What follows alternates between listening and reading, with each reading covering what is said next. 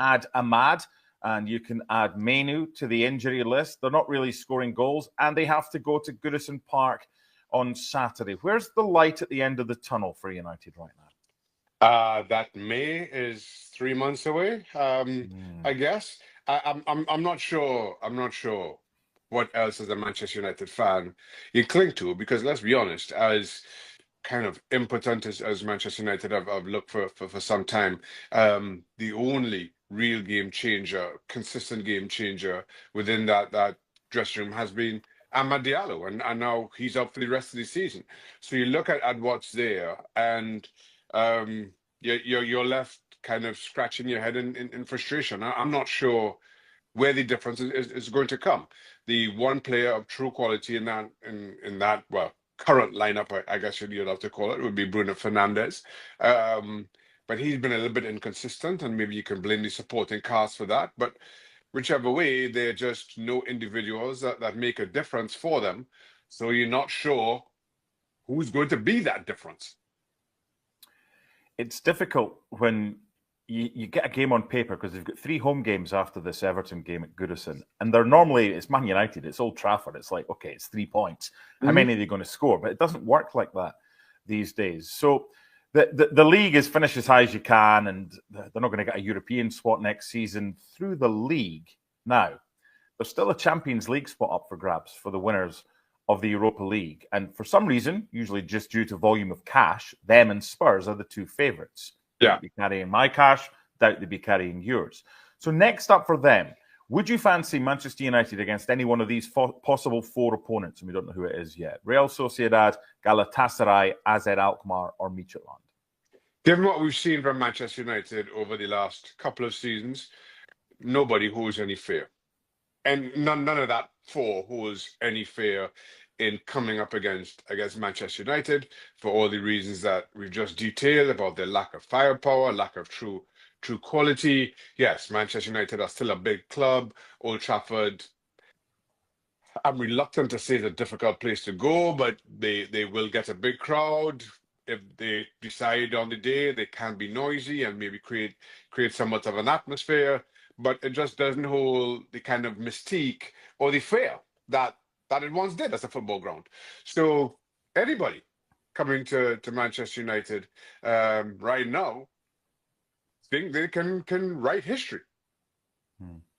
Amad Diallo's the top scorer, and he's hurt. He's got 6. Bruno's got 5. So it's a case of, where are the goals coming from? And look, there are some teams that 1 is enough because they can rely on their defense. So A, where's the goals coming from? And B, is this a setup and a system that he swears by, Ruben Amorim? Does it work with the addition of only one kind of key player in the January transfer window to play at wing-back? Well, you only have to look at the game at Spurs for, I think, all the answers you need for that. 1, yes, Bruno Amorim is going to stick to the system that he believes in. He's not going to adjust, but then saying that, he's not under the pressure of needing a result, given that, he was only appointed a couple of months ago. So he can kind of stick to his guns and how he sees fit, and knows that come next August, he will still be Manchester United manager, almost regardless of what happens between now and the end of May. Where the goals come from and their firepower, and teams only needing 1. Again, look at Spurs. Spurs scored 1. And while you can make the argument that Vicario on the day was Spurs man of the match, I thought he made the saves that you would expect him to. And while I was sitting there watching that game, and while, yes, maybe I'm biased, but I have a feeling I'm not alone, Vicario was Spurs' outstanding player. At no point I felt a goal is coming here, even when Manchester United pressured later on and Spurs kind of dropped deeper and deeper because they're protecting this 1-0 lead. I sat there thinking, yeah, there's a 1-0. I maybe they could have scored, and maybe we all know how this game works. Things just kind of at times come from nothing. But at no point did I sit there thinking, yeah, Manchester United are banging on the door here, and they're about to score. Given sorry, Matt. I'll contrast that, and as I did on FC, because I think the same day or the next day was Liverpool Wolves. Liverpool had a 2-goal lead. Wolves scored, and Wolves came banging on the door. And I was watching that one and thought Wolves are going to score here any minute. And as we know, it turned out to be 2-1. I just made that point to contrast how kind of flat Manchester United were.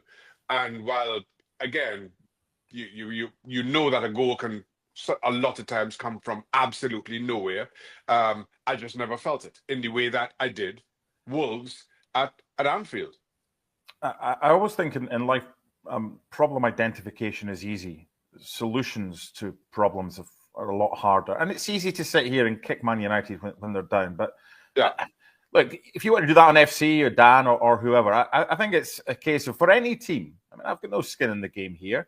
I want to see if there are solutions available. And it's tough when you don't have a transfer window. So what are the solutions and what's the best opportunity for Manchester United? Is it, with the teams in and the teams already out, the FA Cup, where they've got Fulham next, or the Europa League, where they don't yet know their opponents? I'm going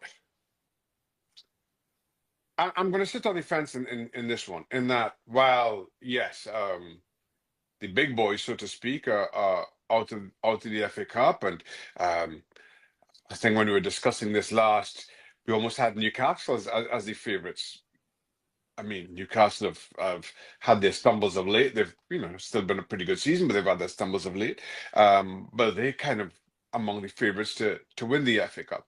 At the same time, the Europa League offers an opportunity for Manchester United, and yes, between them and Spurs, they're joint favourites, but I'm pretty sure that Lazio are still in that competition. Roma are still in that competition. I'm trying to think that there are a couple others in there that you just feel. Athletic Club from Bilbao. Athletic Club, there you go. That you feel right now are better than Manchester United, and I know it's a cup competition, and so it's again that can throw up as a surprise as much as any. So I'm a little bit on the fence in that one, because while again Manchester United themselves have played a part in big favourites going out to the FA Cup. I'm thinking about Arsenal here. I think this version of Manchester United, Diallo-less Manchester United, let's call it. Again, don't worry anybody. It seems to be the case they play better against better teams. I mean, I know because they have to sit back.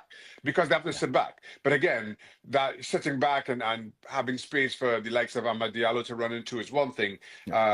Garnacho as being the most viable option. And I hold my hands up here. At the start of the season, I said if Manchester United was successful, they had to rely on Garnacho a lot more. But he's just failed to deliver. He's failed to deliver. And again, you saw that against Spurs. I spoke about their next away game is at Everton. Then they've got 3 home games, including that FA Cup tie. And then they go to Arsenal. So let's chat about the Gunner. But first, to that breaking news that we brought you in the last hour. And Manchester United have released their latest set of financial figures, which include big payoffs to their former manager Erik Ten Hag and Director of Football Dan Ashworth. Well, senior reporter Rob Dorsett joins me now to discuss this. Rob, first of all, then, what are the figures? Well, I've been ploughing my way through them. They're always complicated, these financial reports that we get. But you're right in saying that the headline is without doubt just how much it cost Manchester United to get rid of Erik Ten Hag and his backroom staff and Dan Ashworth as their sporting director. I'll quote the bit in their report that highlights that. Exceptional items for the quarter were a cost of £14.5 million. This relates to costs associated with the departure of former men's first team manager Erik Ten Hag and various members of football staff. That's his backroom staff, but also Dan Ashworth. And I think the Dan Ashworth one's really interesting because, remember, Manchester United paid about £3 million in compensation to hire Ashworth in the first place. They've paid about £4 million in severance to pay him off. That's £7 million that Dan Ashworth cost Manchester United, and he was in place for 5 months. That's not good management, plain and simple. They got that one wrong.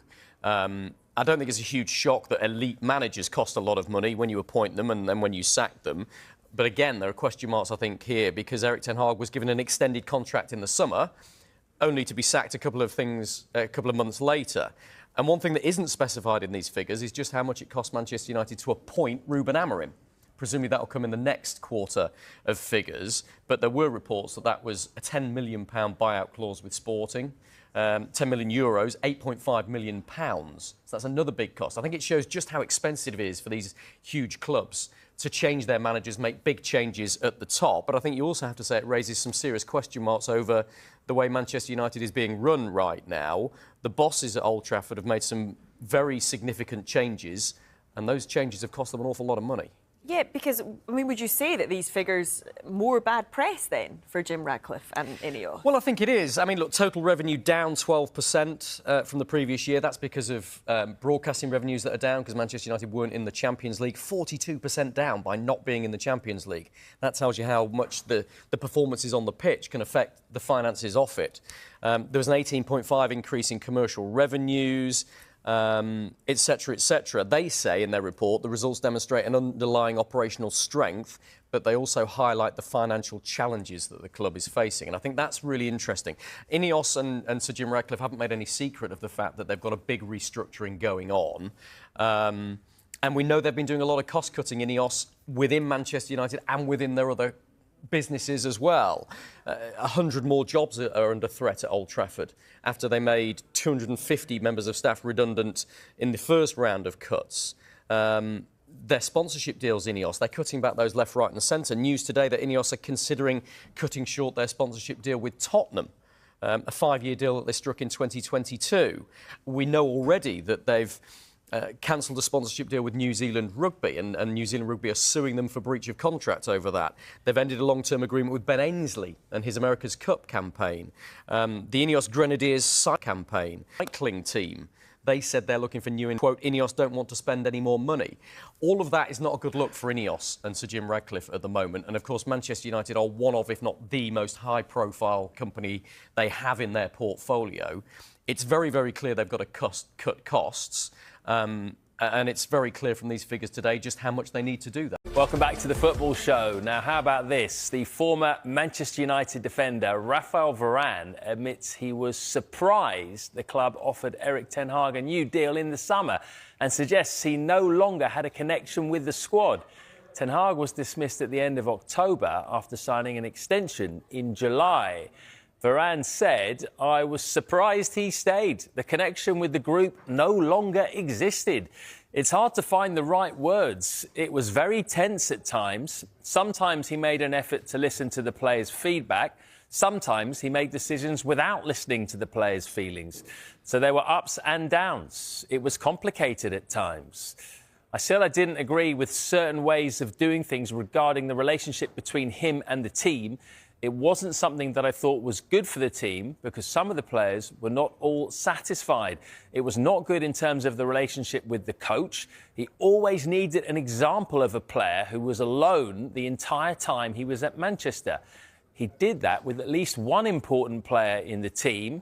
He was always in conflict with certain leaders of the group. That is his way of managing. Casemiro hands Man United a transfer headache as he reveals his stance on move away from Old Trafford amid big money. Saudi Arabia links Manchester United star Casemiro has claimed that he wants to see out his contract at the club despite interest from Saudi Arabia. Casemiro, who joined from Real Madrid in 2022 in a deal-up, has struggled for game time this season and has frequently found himself on the bench since Ruben Amorim's arrival. The Brazilian made his first start since December during their 1-0 defeat by Tottenham on Sunday but struggled during the match as United were condemned to their 12th Premier League defeat of the season. But the 32-year-old has insisted that he feels that he has a lot of life yet amid rumours that he could be looking for an exit route in the summer window.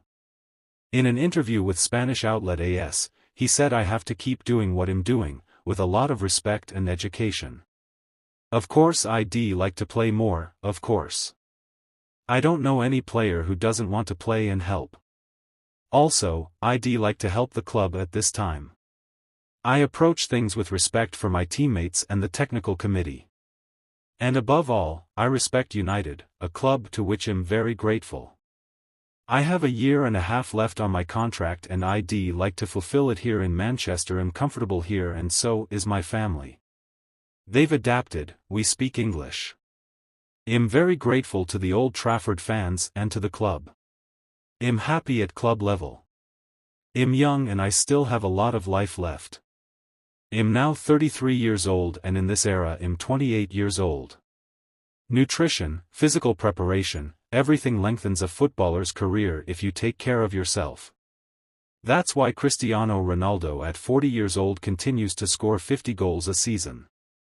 Last month, Mail Sport revealed that the Brazilian was attracting interest from Saudi Arabian clubs Al Nassr and Al Qadsiya.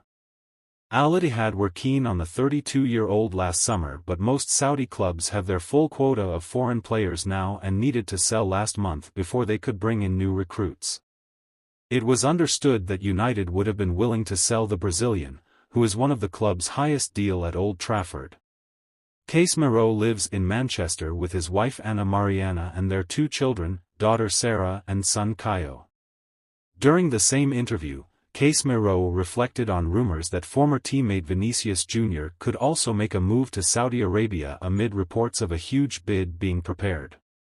Reports recently claimed the Madrid winger met with officials from the Saudi Pro League as they look to make the Real Madrid star their latest high-profile acquisition. He said, "If I were to speak to you as a fan, I would tell you to look at how important it is to make history in football, in your career. You have already done so up to now, but at your age you have a long way to go to continue making it. But it is a very personal decision. As a fan, the nice thing is to continue watching you with Real Madrid."